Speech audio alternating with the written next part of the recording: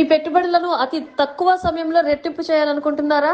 అయితే ఇంకెందుకు ఆలస్యం? ఫ్యూచర్స్ వారి 57 ఎకరాల రాయల్ ఎంపీరియా మెగా గేటెడ్ టౌన్షిప్ కంకిపాడులో ఇన్వెస్ట్ చేసి మీ ఫ్యూచర్ ప్లానింగ్స్ ని నెరవేర్చుకోండి. ఈస్ట్ బైపాస్ కి అతి దగ్గరలో ఉన్న రాయల్ ఎంపీరియాలో open plots, independent houses, villas, lotus houses అందుబాటులో ఉన్నాయి. మరిన్ని వివరాలకు స్క్రీన్ పై కనబడుతున్న నంబర్స్ కి కాల్ చేయండి. ఇదివరకు మాకు పనిచేశాడు అన్నారు. కిందటిసారి ఎలక్షన్లో వైఎస్ఆర్ కాంగ్రెస్ పార్టీకి కన్సల్టెంట్గా పనిచేసిన అతను బీహార్ అతనేనా?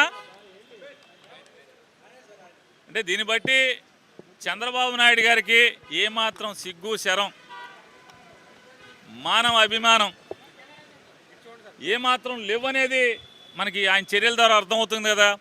కిందటిసారి ప్రశాంత్ కిషోర్ గారి గురించి ఏం మాట్లాడారు చంద్రబాబు నాయుడు గారు, లోకేష్ గారు, వీళ్ళు ఏం మాట్లాడారు? బీహారోడు ఇక్కడికి వచ్చి ఏం పీకుతాడు, బీహారోడు ఆట కట్టం, తోలు తీస్తా, అది చేస్తా, ఇది చేస్తా అని మాట్లాడారు. బీహారోడికి ఇక్కడేం పని అని చెప్పి మాట్లాడాడు. లోకేష్ గారు ఏం మాట్లాడాడు? మాకెవడు సలహాలు అక్కర్లేదు, మేము ప్రజలు నమ్ముకున్నామని చెప్పి మాట్లాడారు. మరి ఇవాళ ఎవడు నమ్ముకున్నారు? మేము చీకొడితే బయటికి పోయినోడిని బతిమాలి తెచ్చుకుని, అంటే ఎవడ గతి లేక, అంటే పవన్ కళ్యాణ్ని నమ్ముకునే పరిస్థితి లేదు, పార్టీ కార్యకర్తలని నమ్ముకునే పరిస్థితి లేదన్నట్టుగా దీన్ని బట్టేది. మొన్న ఏం చెప్పారు? 5 ఏళ్ల క్రితం వీళ్ళ పార్టీ కార్యకర్తల మీద వీళ్ళకి నమ్మకం లేదనుకుంటా, అందుకే ప్రశాంత్ కిషోర్ని పెట్టుకున్నారు బీహార్ నుంచి అన్నారు. మళ్ళీ ఇవాళ ఏంటి అంటే పార్టీ కార్యకర్తల మీద నమ్మకం లేదు, పవన్ కళ్యాణ్ మీద నమ్మకం లేదు, మళ్ళీ వీళ్ళని తెచ్చుకున్నారు. ఒకడు కాదంటున్నారు, ముగ్గురు అంటున్నారు. నాకు టీవీలో ఈనాడు ఎలక్షన్ కమిషన్ కోసం వెయిట్ చేస్తుంటే ఓట్లో టీవీలో స్క్రోలింగ్ వెళ్తుంది, అన్ని టీవీల్లో. ఏమని?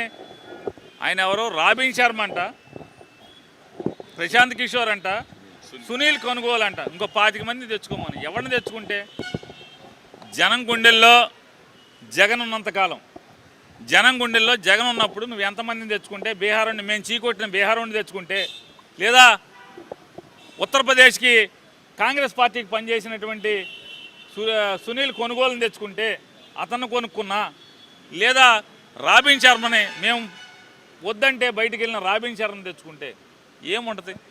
జనం గుండెల్లో జగన్ ఉన్నాడు. నువ్వు ఎన్ని పిల్లి మొక్కలు వేసినా, మేము చీకొట్టి బయటికి తోసినాడిని ఎంతమంది తెచ్చుకున్నా, నీ దగ్గర డబ్బు ఉంది, పాపపు సొమ్ము ఉంది కాబట్టి డబ్బులు ఇచ్చి 1కి 10 మంది కన్సల్టెంట్ని పెట్టుకోగలవు, లేదా పొత్తుదారులను తెచ్చుకోగలవు, భాగస్వామ్యాలను తెచ్చుకోగలవు. తప్పితే జనం ఓట్లు తెచ్చుకోవడం అనేది జరగని పని అని చెప్పనేది చంద్రబాబు గారికి హితవు పలుకుతున్నాం. ఏమండి? అవును, కన్సల్టెంట్ని డబ్బులు ఇచ్చి కాకపోతే మీరు జీతానికి పనిచేస్తున్నారా, దేనికి పనిచేస్తున్నారండి? ఆంధ్రజ్యోతికి. కానీ ఆంధ్రజ్యోతికి దేనికి పనిచేస్తున్నారు? ఊరికి ఫ్రీ సర్వీసా మీరు అంటున్నా? మీరు ఫ్రీ సర్వీసా కాదండి, మీరు ఆంధ్రజ్యోతికి పనిచేస్తున్నది ఫ్రీ సర్వీసా కాదు కదా, జీతానికే కదా. అట్టాగే మా దగ్గర గుమస్తాగిరి చేశాడు, జీతానికే పనిచేశాడు. మేము అలాగే తప్పని అన్నావు కదా 5 ఏళ్ల క్రితం.